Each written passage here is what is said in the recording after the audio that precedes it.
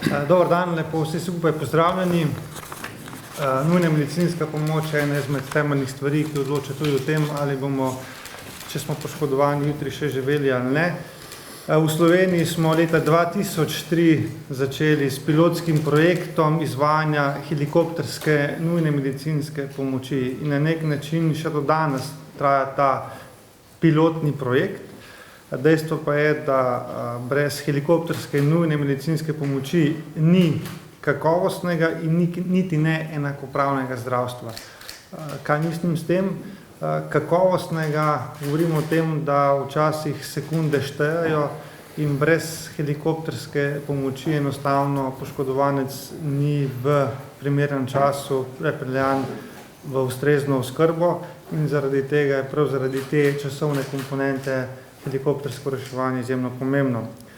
Enakopravno pa govorim v tem smislu, ker je Slovenija zelo razgiban teren, zelo raznolik teren, nekateri kraji so zelo oddaljeni in če želimo slovenskim državljanom zagotoviti vsaj približno enake standarde reševanja, potem je vključevanje helikopterske nujne medicinske pomoči praktično obvezno in nujno potrebno.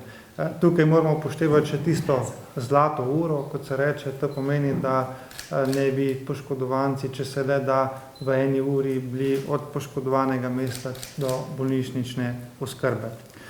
Danes Slovenija nima namenskih helikopterjev za nujno medicinsko reševanje. Ker nimamo namenskih helikopterjev, to pomeni, da je aktivacijski čas daljši. Pri uporabi vojaških in pa policijskih helikopterjev to pomeni, da včasih minejo dragocene minute, ko je potrebno spreminjati konfiguracijo helikopterjev. To na koncu vse šteje in tudi kaže se, da v zadnjem času se potrebe po tovrstnem reševanju povečujejo, medtem ko pa se naše zmogljivosti zmanjšujejo, ker je veliko tehnike helikopterjev na rednem vzdrževanju po pravilih, ker številni helikopterji so stari dotrajani. Potrebno je poudariti, da vlada v tem trenutku še ni sprejela dolgoročne odločitve, kako bo organizirala nujno helikoptersko medicinsko pomoč. Ob tem bi poudaril še, da sem šel brati predvolilni program LMŠ-ja, kjer je eden izmed pomembnih točk tudi oblikovanje helikopterske nujne medicinske pomoči, tako da upam, da je to še eden izmed dodatnih razlogov, da bo vlada bolj resno in bolj odločno zagrizla v ta problem. V Novi Sloveniji smo predlagali sklic nujne seje, skupno bi radi, da zasedata odbora za zdravstvo in pa za obrambo, kjer bi na koncu sprejeli sklep, da nas vlada seznani z odločitvami in predlogi rešitev medresorske vladne skupine, ki se je v zadnjih 3 letih ukvarjala s tem, kako organizirati in pripraviti to helikoptersko nujno medicinsko pomoč. Prepričan sem, da imamo poslanci pravico, da smo s temi stvarmi seznanjeni in ta nujna seja lahko pomeni tudi na nek način spodbuda vladi, da vendarle se tukaj premakne nekaj naprej. Naš cilj je zagotovo oblikovati finančno vzdržno in pa kakovostno helikoptersko nujno medicinsko pomoč. Ker pa je danes z menoj tudi ekspert z tega področja, bi vas prosil, gospod Sabol, če še vi poveste vaše videnje, ker se s tem ukvarjate.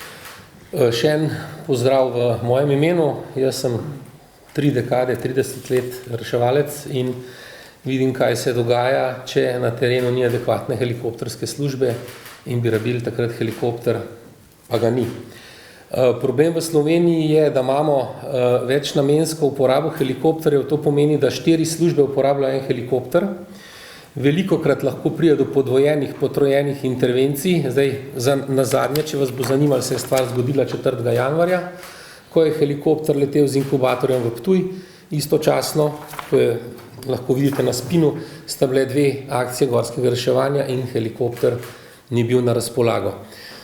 Drug problem je, da imamo izredno drag sistem. Ko smo tako čez palec probali izračunati, koliko to košta, smo se pri številki 6 milijonov evrov nekje ustavili. V tujini, kjer sem jaz nabiral izkušnje s helikopterskim reševanjem, košta namenska baza s kompletnimi stroški 2 do 2,5 milijona evrov letno, ampak to je potem helikopter, ki je namenjen samo tej dejavnosti. Naslednji problem je problem odzivnih časov in pa, da uporabljamo velike, drage vojaške helikopterje. Zdaj mislim, da to, da vam bo nekdo rekel, da vojaški helikopter, da je brezplačen, da se s tem glih ne boste strinjali. Danes nobena stvar ni zastonj, noben stroj ni zastonj. So pa seveda tukaj stroški zelo zvito razpršeni, da nekaj plača proračun, nekaj plača Zavod za zdravstveno zavarovanje. Da stvar ne štima, je dokaz ta, da imamo ustanovljeno medresorsko komisijo, ki išče dolgoročno rešitev, delajo že več kot 3 leta in nič niso naredili. In pa Slovenija, poleg Hrvaške, je v bistvu ena taka oaza, kjer te aktivnosti izvajajo vojaški ali pa kdaj tudi policijski zrakoplovi. Ne povem, da so nas tukaj prehiteli tako Albanci, kot Romuni, Madžari, Poljaki, Slovaki, Čehi, ki vsi pač imajo namenske helikopterje. Zdaj, če vas vprašam, koliko je cena človeškega življenja, obstaja formula, če kdo mogoče ve, formula pravi 48-kratnik BDP, ki je v Sloveniji okrog 21.000 evrov.